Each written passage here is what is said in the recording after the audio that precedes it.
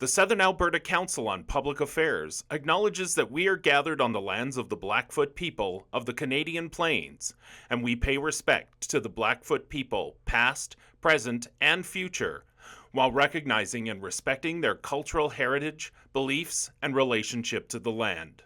We offer respect to the Métis and all who have lived on this land and made Lethbridge their home. Our speaker today is Mayor Blaine Hyggen. Our topic is Growing a City Presents Challenges and Opportunities. How is Lethbridge managing? Please join me in welcoming our speaker.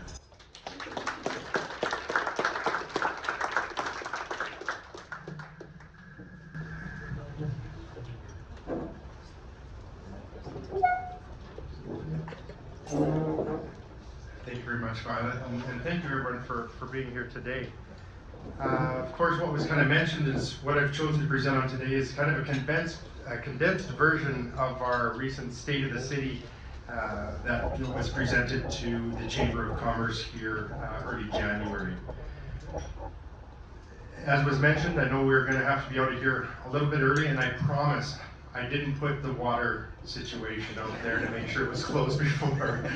But I will say this, if we don't have the opportunity to get all of the questions answered, I know that Brian and the other staff here, please, and there's some forms here, please fill them out. We'll make sure to get all of your questions answered and back in a timely manner. So I want to make sure that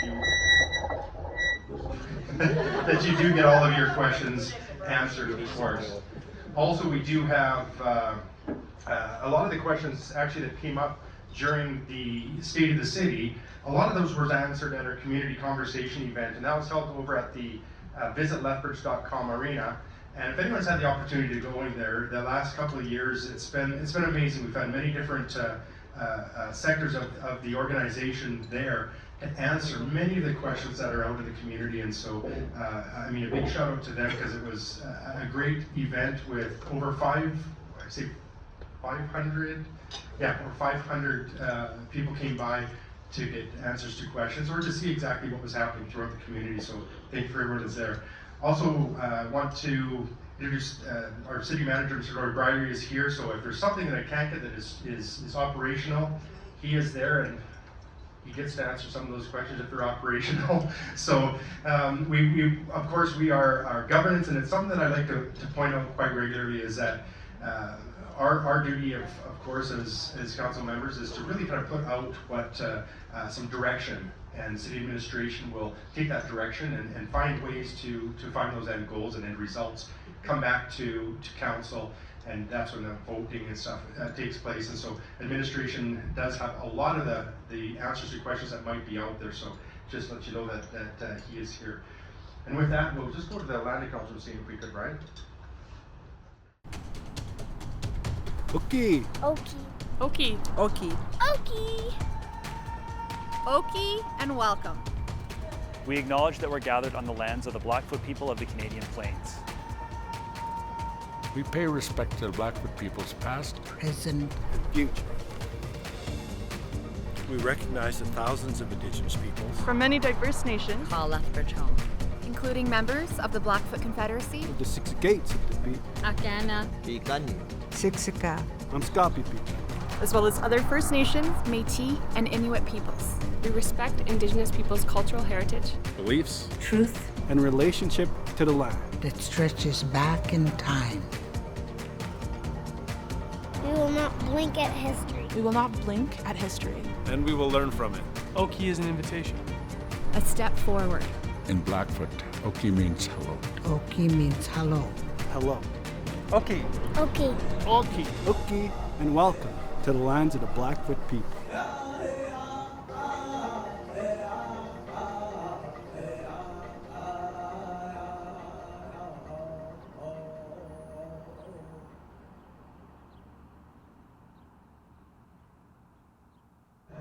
The city's Okie video was originally launched back in 2021, aligning, of course, with City Council's adoption of Okie as the city's official greeting.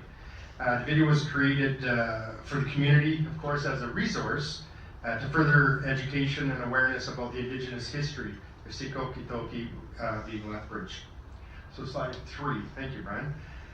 So thank you very much again for SACPA for the opportunity to present to you all today, and a special thanks to Violet for moderating today and for persistent efforts in finding a date that worked. Thank you very much, Violet.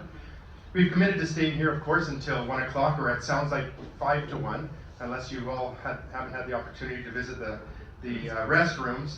And after that, of course, we do have an economic and standing policy committee that we need to be at as well. So it looks like we're all going to be out of here about at the same time. So everybody in this room has the common goal of living in the best city that we can possibly live in. And for anyone that does not know this, Lethbridge grew by 3.8% in 2024.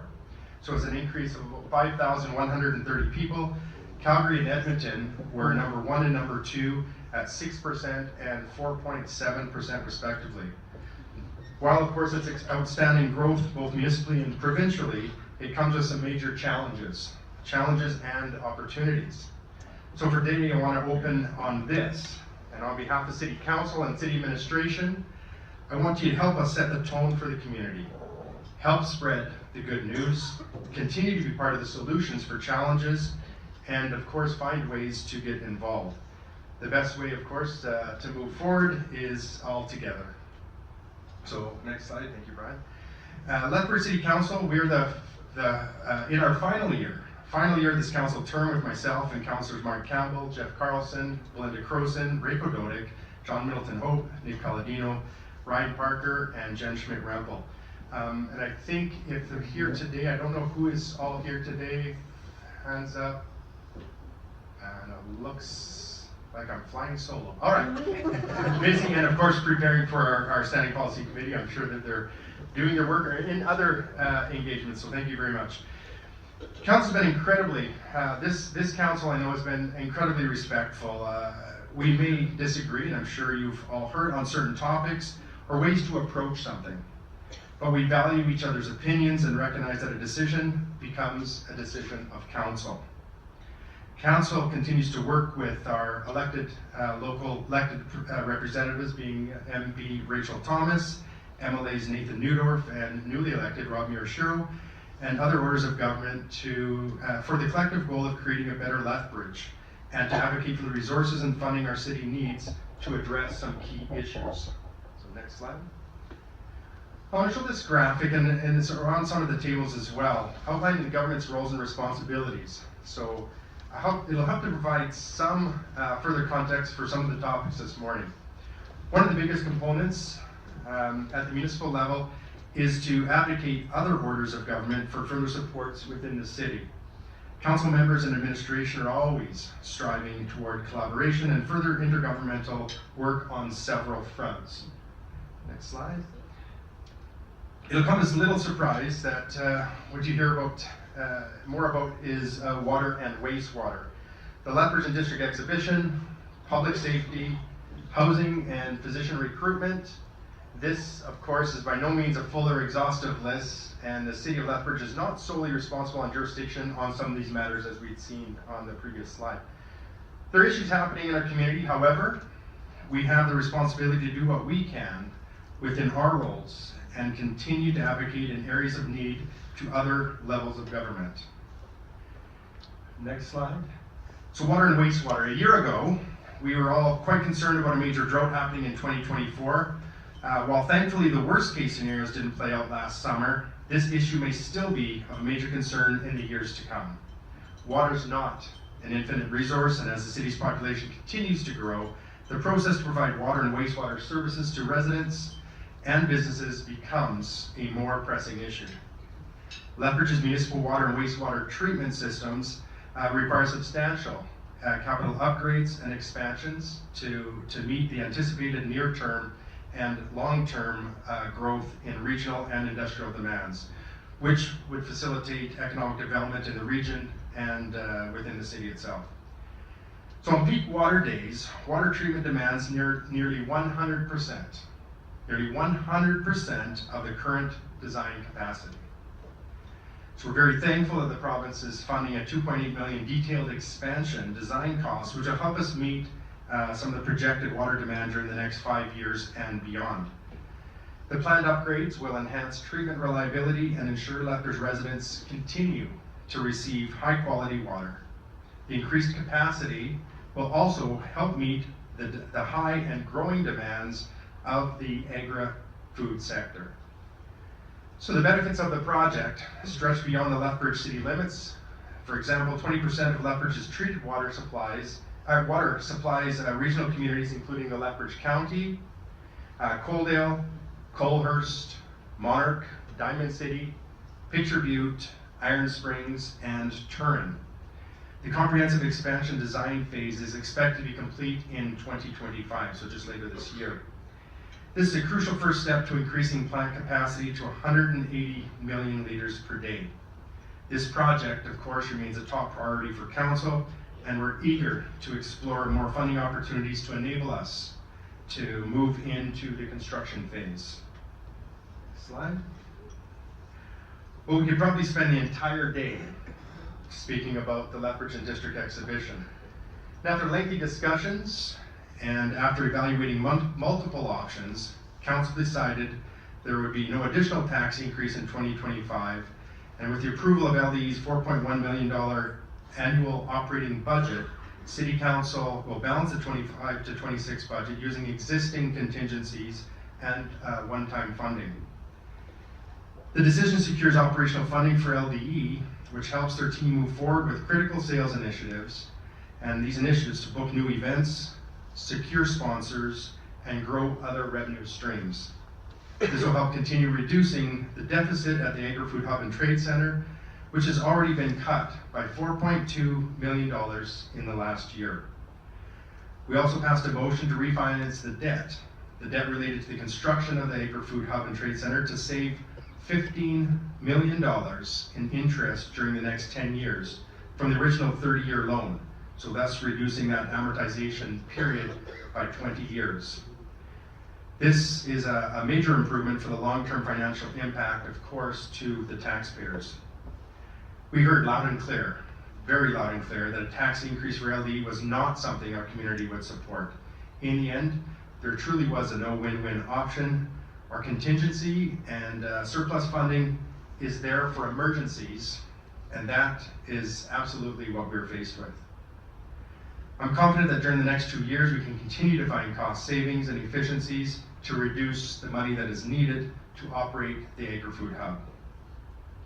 I want to add that the Agri-Food Hub and Trade Center is absolutely a world-class facility that presents tremendous opportunities. And Council has been and continues to be supporters of this project. You may have heard that at the beginning of the year, LDE will be running the Canada Day celebrations and events in partnership with the City of Lethbridge. And of course, this is a great example of how they are stepping up to provide value to the community with a bigger and safer celebration. So Deloitte was commissioned to do an independent review of the previous LDE operations. The report has also been turned over to the Economic Crimes Unit of the Lethbridge Police Service for further investigation. City administration also may initiate deeper examinations of the findings. Slide. Lethbridge City Council and City of Lethbridge staff care deeply about the wellness of the community. So when comparing and reporting a period of January to September 2024 to the same time frame the year prior, overall crime violations decreased by 16%. And total crime severity index, that's the CSI, that score decreased by 17.7%. As part of a robust recruiting effort, in 2024, LPS hired 26 officers to increase street strength. So 8 new LPS cadets were sworn in on January the 13th and started their training. Another class is scheduled for later this year. LPS currently has 186 sworn officers, of course including the recent adds, which brings the organization almost to a full capacity, which is 188. With the increase in street strength, 4 additional officers were transferred to the downtown policing unit at the start of the month. With the additions, the unit now includes 6 constables and a sergeant dedicated to the downtown. Targeted enforcement projects specific to the downtown in 2024 resulted in thousands of doses of drugs removed from the streets, hundreds of arrests made, warrants executed, stolen properties recovered, and weapons seized. These targeted efforts will continue into 2025. I look at our police service and the work that they do, and I want to make sure that I give a huge shout out to each and every one of them, because it's not an easy job, much different than it was many years ago. We'll always advocate for the resources we need, but council does not direct the Lethbridge Police Service. That's the role, of course, of the Lethbridge Police Commission. I also want to thank the members of the Downtown Lawlessness Reduction Task Force for their efforts last year. We look forward to the next stages as this particular committee becomes an administrative committee. Next slide. There's been a 65% decrease in encampments in the large public spaces like Galt Gardens and Civic Field. One of the goals of the encampment strategy was to ensure parks and public spaces are enjoyable for everyone.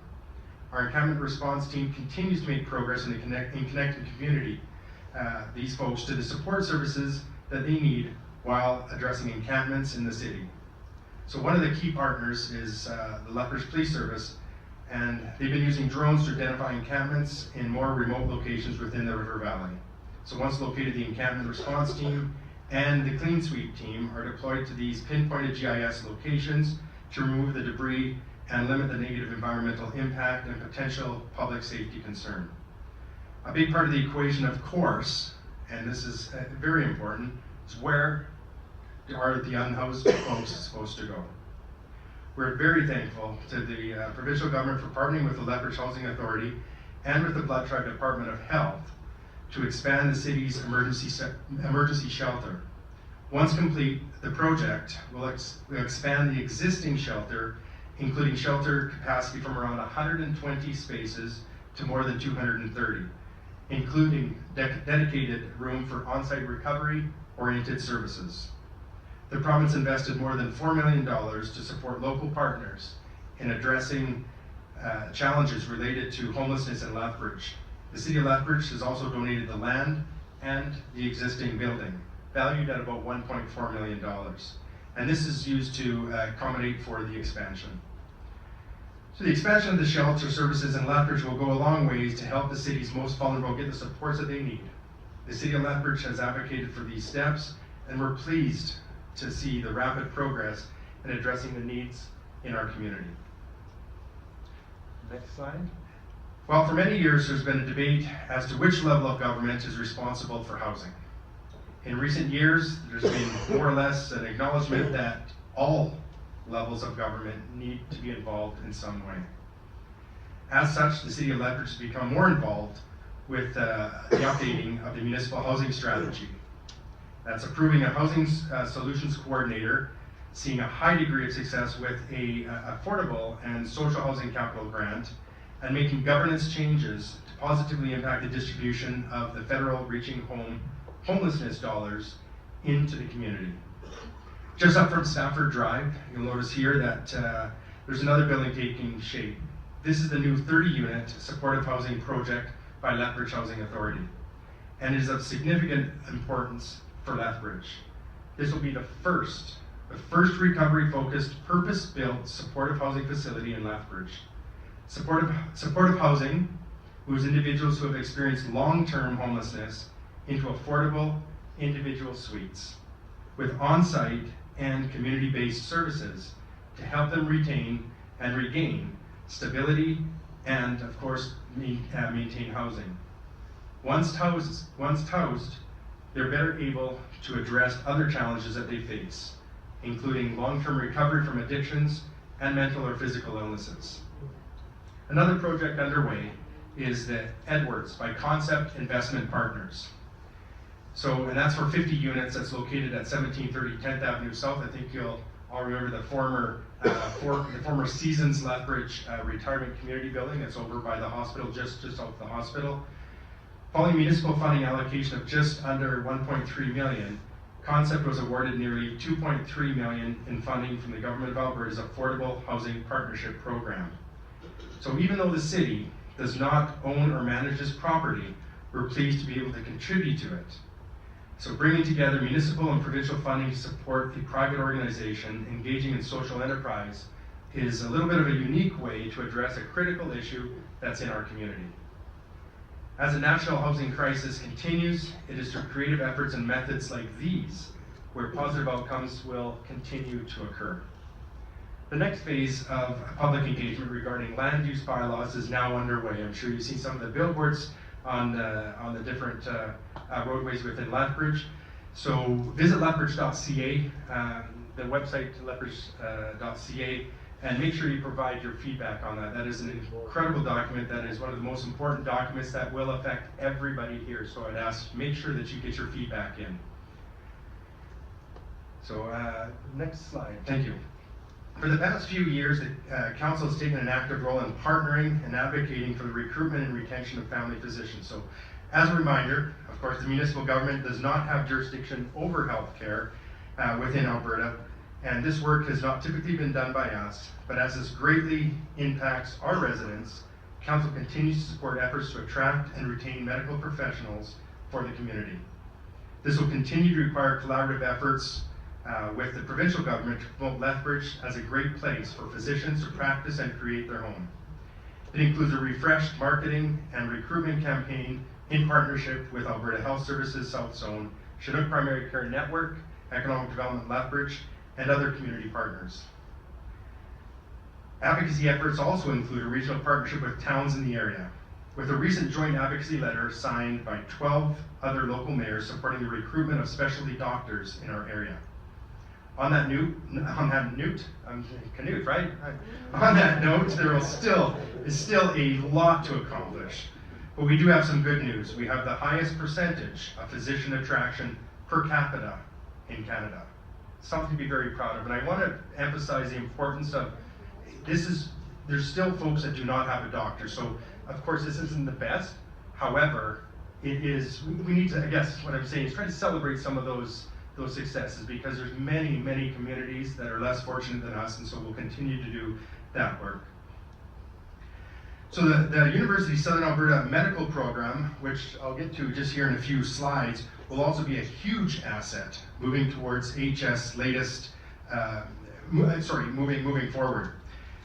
AHS, their latest numbers indicate that 72 new doctors have established their practice in Lethbridge in the past 24 months.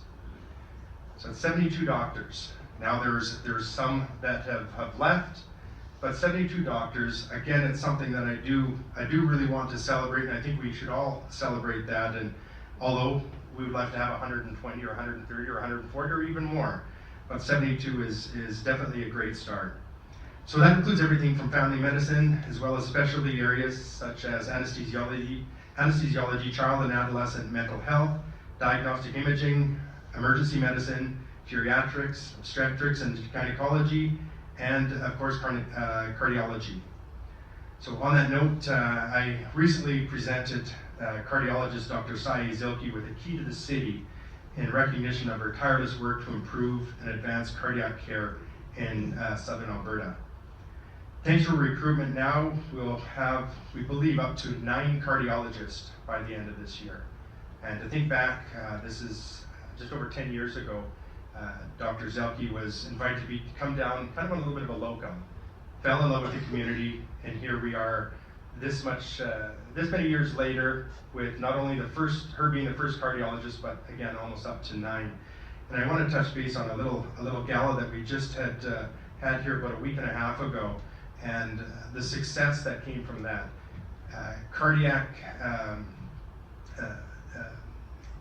issues is the #1 cause for death in Southern Alberta. So most other areas it's #2. Here in Southern Alberta it's #1. So it's during that event it was very well supported, and the reason it was very well supported is because we know how well, in 5 minutes to go, how well or how important it is that we have that service. Let's get to see if So just a little bit about the cath lab that has been advocated for to happen here for the cardiac sciences. The province has given $2 million to the project in the 2023 budget. Planning work is now complete, and the project is moving on, of course, to the next phase. It's a priority, of course, that we've been advocating for with the dedicated help of Dr. Zilke. We're closer to making that become a reality. Up quickly to city finances. Lethbridge City Council met as Economic and Finance Standing Policy Committee in November for an interview and an overview of the current economic conditions and impacts that the city's financial position and on the city's financial positions and the resources. Mr. Matthews, the Chief Financial Officer and Treasurer, highlighted the following topics: economic conditions, taxation pressures, utility pressures, operating and capital pressures, and impact on reserves. In 2019, there's a 1.8% municipal tax rate increase, which was the lowest in 20 years. The City of Lethbridge then maintained a 0% increase for the municipal portion of residential taxes for 3 years. So that's 2020, 2021, and 2022, to minimize the financial impacts of the pandemic to property owners. When you have a 5.1% increase, and you know what, we are all taxpayers and not happy with 5.1, as I'm sure many of you are not happy, but when you average that over the 8 years, it does come to just under 2.8% per year, which does fall below that inflation cost. So it's, as I skip through here, and I know, sorry, we're coming up to a slide number 14, Brian. Kind of a detailed illustration to break down what the municipal portion of your tax bill paid for in 2024. As you'll see up here, the largest portion of that goes towards emergency services. So that's police, fire, and emergency management services. And that comes to almost 38% of what the city of Lethbridge receives. One of the questions that came up at the State of the City was regarding, good for a couple minutes, still, okay. What's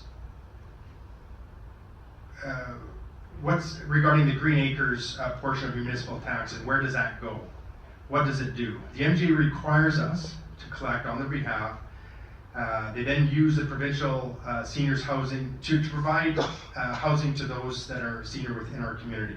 So one of the biggest issues that many people are unaware of is that Lethbridge has the highest percentage of untaxable buildings, such as schools and churches and park space in the province. We're about 18% compared to many others that sit between 10 and 12%. Of course, we are proud to have all of our schools, and especially love the economic and other spin-offs, particularly from this post-secondary schools, as well as the diversity in our city. So there's a huge positive trade-off. And let's see if we skip through. There's an update to our budgeting process that's coming through, but I'm going to skip through that one there for time and go to, Brian, if we can, to slide 18, if we could. So it's a Brighter Together survey. Economic Development Lethbridge and the Lethbridge Chamber of Commerce have partnered with the Brighter Together survey of local businesses since 2019. Initiative probes local organizations to provide feedback about their current sentiments and overall business health to better understand local conditions and to communicate the results to key stakeholders. So two of the top strengths that were included on the survey was quality life and the collaborative environment. And I wanted to touch on that because this is how Lethbridge is the quality of life that so many people talk about and the collaborative environment that we do have, and coming together as teams and working on challenges we may face. And slide 19, and I think we're at how many slides here, Brian? A few. Yeah, we've got a few slides here, and I know 20, we've got about 4 minutes left here from your 5 minutes ago? A couple minutes, all right. Well, I want to just touch quickly on post-secondary institutions. So our post-secondary institutions and our ability to produce world-class research and innovation between our 3 outstanding post-secondary institutions is phenomenal. So I look forward to continuing to work together with the University of Lethbridge, Lethbridge Polytechnic, and of course the Red Crow College to leverage the work that they're doing to bring focus to how they're changing the game of technology innovation on the world stage. So one of the big things I want to touch on this, because I know I mentioned earlier when we were talking about physician recruitment, is last year, Alberta's Advanced Education Minister announced funding to establish the Southern Alberta Medical Program at the University of Lethbridge. So it's a partnership between the Universities of Calgary and Lethbridge, and what it'll do, it'll train undergraduate medical students at the university in Lethbridge and in rural areas and communities across Southern Alberta. So the City of Lethbridge has played an important role in championing this initiative as a way of building physician capacity in our city, and of course, even beyond within our region. So the program will recruit local students that, those most likely to reside in a rural setting after completing medical school. So research strongly suggests that physicians that train in a regional or distributed model have a much higher chance of remaining in the community that trained them. So talk a little bit about the local physician, Dr. Richard Buck, was announced as the regional lead and will guide the development of the partnership in delivering the program and connecting with the area's medical practitioners who will play key roles as preceptors in the program. So this is absolutely exciting. So as we enter the final stretch of this council term, I want to take the opportunity to highlight some of the successes that we've been able to achieve. And not just another reminder that it is truly okay. It is okay to talk about good news. I promise you that. So 50 years of the Sportsplex. We celebrated 50 years for that arena that began as the Canada Games Sportsplex and is now the Visit Lethbridge.com arena. If you get a chance to do a tour, honestly, you missed out. It was amazing to see how the building has transitioned over the years. In 2007, a relatively unknown at the time 17-year-old Taylor Swift. Anyone know Taylor Swift? She opened for Brad Paisley. So people like Wayne Gretzky, Buzz Aldrin, and Chris Hadfield have also spoken there. So these awe-inspiring moments took place under one roof. The facility has played an important role in Lethbridge's culture, and for 50 years and remains a key anchor in drawing the community together. And there's a few others. You'll see the outdoor sports court, River Valley Trail Network, and the Fritzick pool upgrades. Let's get through. Let's go to 2020. All right, let's hop. Which one of the last slides? Because I think my 5 minutes is up. I think so. 5 minutes. She's got the hook. So let's go to the very last slide here. We'll talk about 25, the election. So Lethbridge has a storied history with the city councils, beginning with our first mayor, Charles McGrath, in 1891. Council members of all sorts of varied backgrounds that have brought unique perspectives and experiences to the role. And so I'm extremely proud to be the 26th mayor of Lethbridge. I do truly love the work. The city's website has been recently updated with a vast array of resources for anyone looking to possibly run this year, and please go on there and look at that. I've been sharing a lot on socials as well as the city, and it's on the website to go to lethbridge.ca/election to find out how you can get involved and put your name forward to be a part of city council. So with that, I will close up, and I want to thank you all for this opportunity to be here, and thank you, Violet, for not giving that tug here. My 5 minutes were up 5 minutes ago, but thank you very much to everyone. I appreciate all of your time. And I'm going to start with one question that was handed to me to be read out, and then we'll go to these people. My name is Dan Kordakowski, and I have a couple of questions for Mayor Higgins. I am so proud of you that you took the time to become mayor.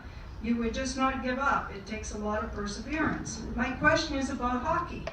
I love the game so much that I extremely hope that Lethbridge would be hosting the 2026 Memorial Cup. However, that honor went to Kelowna. Do you think the problem was that the high airfare from different cities to Lethbridge?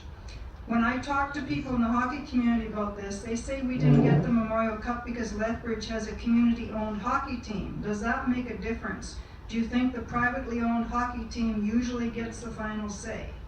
What would you recommend for the community of Lethbridge to get another kick at the can for the Memorial Cup? First of all, thank you very much to Dan. I grew up with Dan back in BC, and it's always a pleasure to see him at different events. Part of this committee that put the bid in for the Memorial Cup, and no, I wouldn't say it's the cost of the flights, but if you remember, prior to COVID, there was a Memorial Cup that was given to Kelowna, which of course this thing called COVID came along, and so they missed out on having that Memorial Cup. And so in my mind, and a few other conversations, I'm sure that this played the main role in getting that Memorial Cup back to them.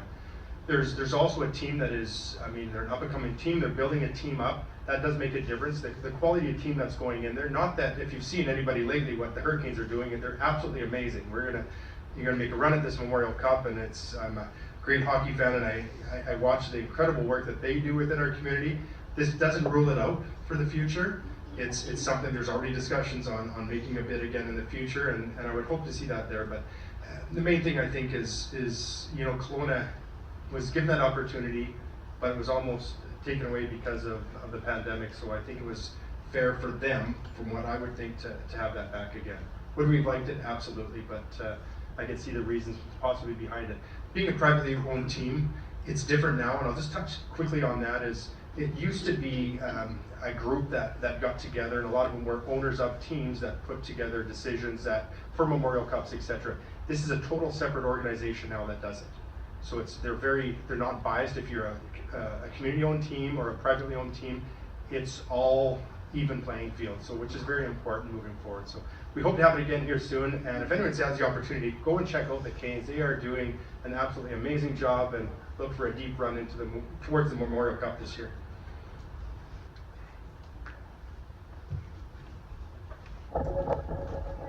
I'm Mike McKay. I'd like to ask you about water and coal. The science side says selenium in our water is going to be really bad, going to really screw up our agriculture industry. Ideology seems to indicate that our current government likes coal mines and thinks that Australians should be rich. I would like to know what your opinion is, and what are you doing with respect to letting our government know that Lethbridge doesn't need more selenium in its water. Great question. And thank you very much for that question. There's been a resolution that went forward at the beginning of 2021 that spoke to we do not want anything, we want to make sure that our water remains clean water, and that the support for that moving forward was of utmost importance within our community. So we did write a letter. This is before Mayor Spearman had left. Just before he had left, we wrote a letter. After it started, there's more heat, because it kind of disappeared, if you remember, for a while. They made a decision and it disappeared. It came back again. So in 2022, we again reaffirmed that letter, sent up another letter to the provincial government, reaffirming what we had stated in 2021. It's don't mess with our water. It's important that we have, especially for our agricultural base, a lot of exporting that goes from our agricultural food sector, goes out of course, of Lethbridge, and so an area.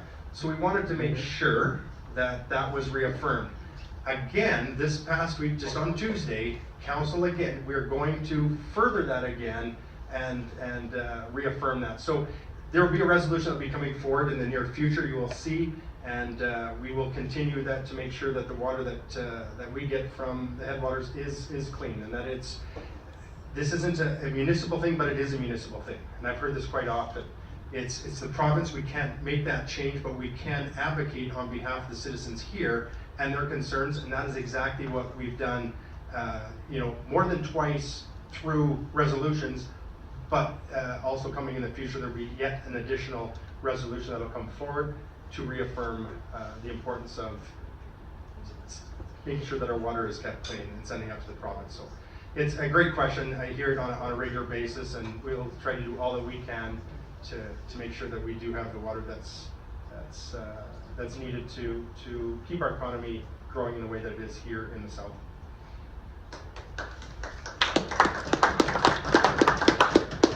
Thanks very much, Mayor Hyggen, for being here, and I'm going to continue in the same vein. I'm Maria Fitzpatrick, so no coal, clean water.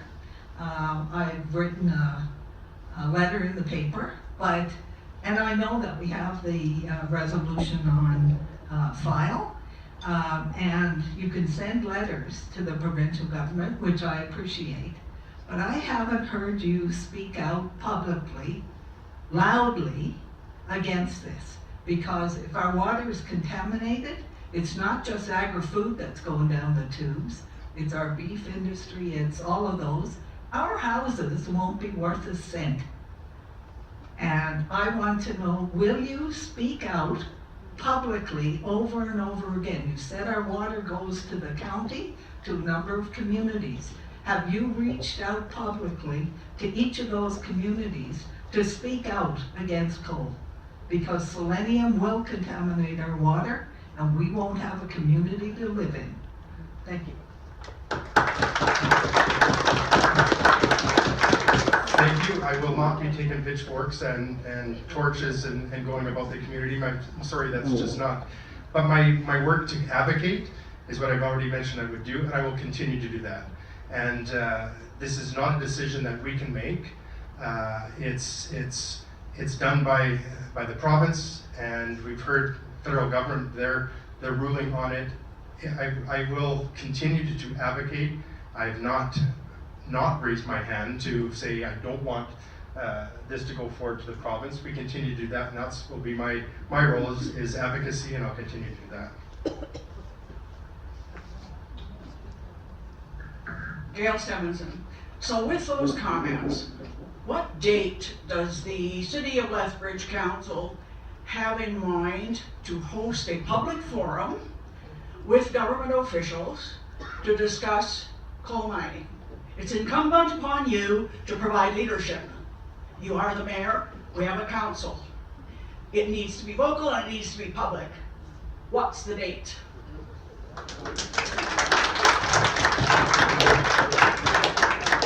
There is no date, and if you do want to hold something or come to a standing policy committee, you definitely have the right to do that and come and have your group come forward and speak. But we are not getting involved in that way, and I won't be getting involved that way. So no leadership. With the exception of if it's. Thank you.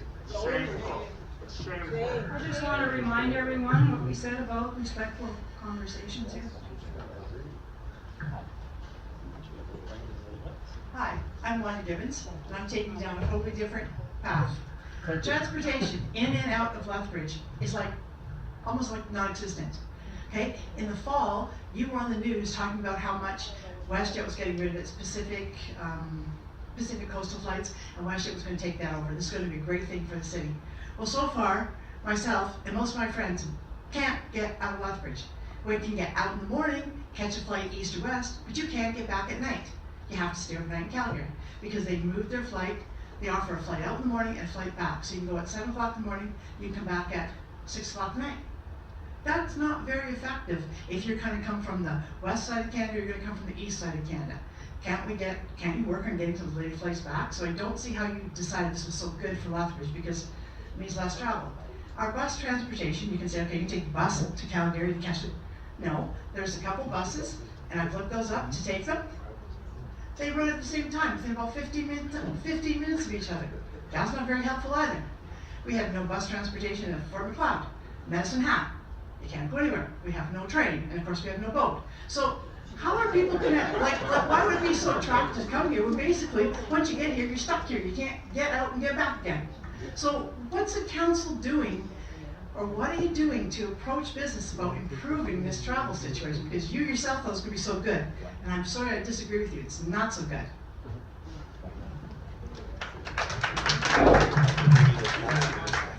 Thank you, and I'll start off, and I do want to pass this on to our city manager, but I made the comment before when it was moving from Pacific Coastal back to WestJet, and the reason for that is the cancellations continually happen with Pacific Coastal.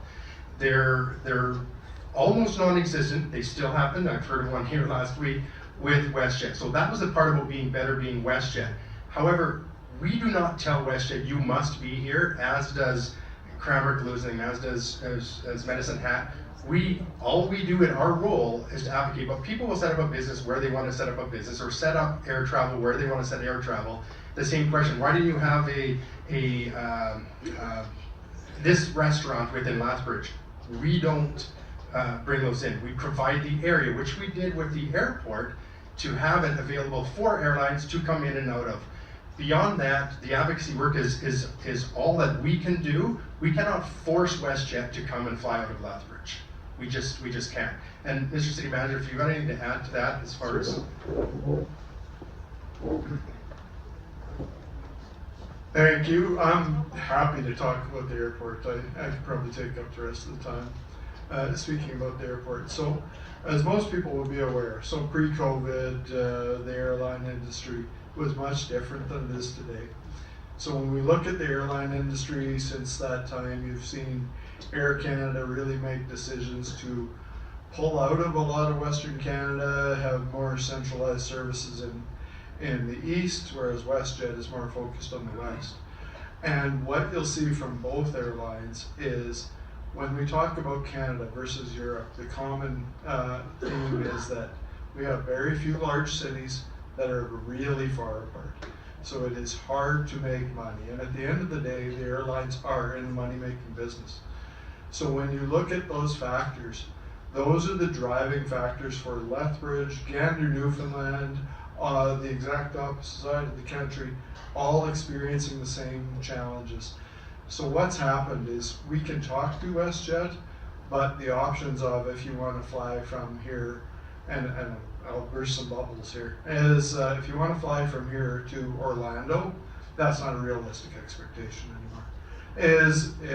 Here, the shorter flights to a Kelowna or so forth, those are the potential routes. But what we need to do is the airlines, because they're in the business of revenue exceeding expenses, is looking at the number of passengers traveling per day, per week, time of day, and working with the airlines on that. So right now, my team is in the works of capturing data on travel patterns to see what might be viable routes, working with the airlines, but even at a larger level beyond that, over the last year and some, the province has been looking at a more holistic approach. There's 11 or 12 regional airports. And out of those 11 or 12 regional airports, having a flight from here, so the small view is we want to get from here to somewhere. That's nice, but the airplanes need to travel all the time to make money. They want to be moving pretty much all the time they can, and then the rest of the time is maintenance, because that's the only way that makes a viable operating model. So the province has taken a holistic view of it to say, could we do something from an interconnected basis to support our 11 or 12 regional airports that are struggling with the same challenges. That work is underway. I have discussions in the next number of weeks over it. What the outcomes will be and when is hard to say, but we recognize the challenge, but what I'm trying to say is we are absolutely not alone in this. It's Canada-wide that these challenges are faced, and the path to addressing that is significant, because the short-term answer to create a flight actually could create more tax pressure, because we need to financially offset those losses for those airlines to ensure that they continue to come. Bus transportation, that was the whole package. So yeah, so bus transportation, we as a city do not do anything with the bus transportation. So Red Arrow and Flix Bus, those are their own services. They work on the same model. It's totally up to them. We work with them on the park and ride hub, but beyond that, the decisions on frequency and when and so forth, that is completely their decision. That's typically, I've been in 3 different provinces across, I've never seen that anywhere. So.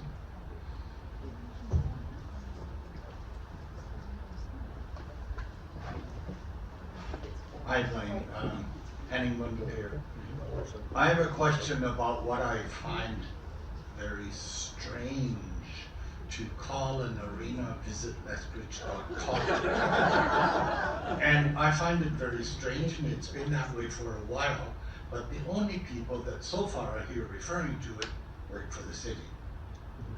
But I'm not quite done with my question, because when I hear something like visit Lethbridge.com, immediately I think, oh, .com is American, .ca is Canada. Look at it, Amazon.ca, Amazon.com, Walmart.ca, Walmart.com. Oh no, this is Lethbridge. Then I look at your sites. Here is visit Lethbridge.com and talks about Lethbridge, HTTPS, by the way, events calendar. Then I see visit Lethbridge.com arena is actually visit LethbridgeArena.ca. Then I see www.visitlethbridge.ca. What in the heck is going on? These are all your websites. if I can skip to sponsorship. So what we understand is to kind of sponsorships reduce taxation that is needed to cover costs within the community. So prime example, visit Lethbridge.com came forward, which if you'll search, there's a visitcalgary.com arena as well. They do exist out there, .com, but in the visitlethbridge.com, they came with a proposal. So it's $500,000 over 5 years. 750 over 5. 750 over 5 years with a renewable for another 5 years of 750. So it could be $1.5 million. When you think that taxation about 1.9% of equates to $1 million so taxation 1.9% is worth about $1 million. You see that this is reducing the cost to citizens within the community. We do not decide what it's called. We put out a request for quotation. If you want to be part of this arena, you want the naming rights. We're grateful that NMAX had it for as long as they did, but they wanted out, so they were gone. So we put that out there, and visitlethbridge.com did come in and said, we would like to call it this. So it does exist worldwide. It does Calgary, Edmonton, Lethbridge, and it's just offsetting the costs of taxation. I hear quite often that people say our taxes are too high.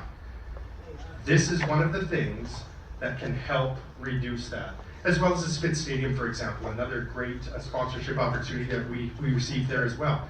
This offsets the cost to do some of these renovations, some of this work that's needed at these different facilities. And so by having those, and calling it visitlethbridge.com arena, it is a mouthful.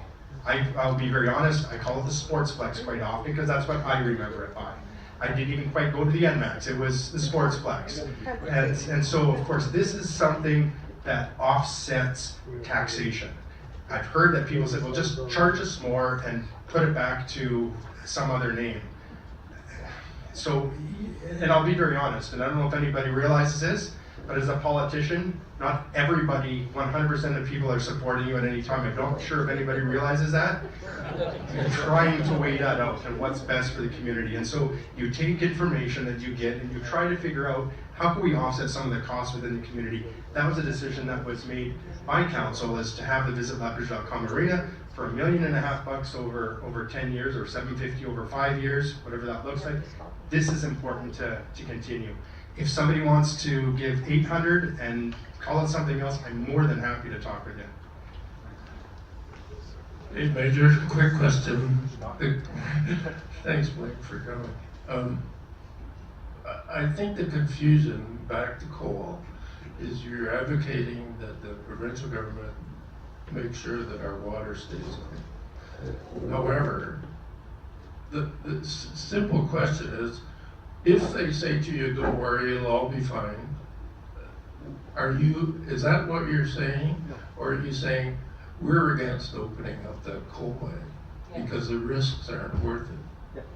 Well, to understand something, we're not benefiting. I know I've had a call here last week that if you support this, you are supporting it because you're getting paid by this Australian mine. I want to tell you something that's not true.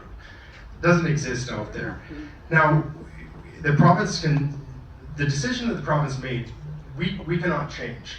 The only way we change it is through advocacy. I'm going up on the 27th of February as well. I'll have these discussions. What happens within conversations will continue to happen, that advocacy work, but no, we can't change it at this level. We can do all that we can by presenting what we are to take up to the province, or talking with these different groups and organizations. That's our work. So I don't know beyond that. If there's something beyond that, if I needed to run a town hall or something, I run a town hall on this, I'm running a town hall on 10,000 things, and that's fine. We can continue to do that, but you can't pick and choose every single thing this is why organizations can come forward. They can present to the Standing Policy Committee. They can do their protests in front of City Hall. That's not a problem at all. You can get that and have that done. I don't know beyond there what, without me leading a group of folks that are protesting this, if that's what it takes, I'm not sure. But I'm willing to take suggestions on what to do in a very respectful manner. I will ask if that would be the case, and look forward to doing all that we can. Thank you.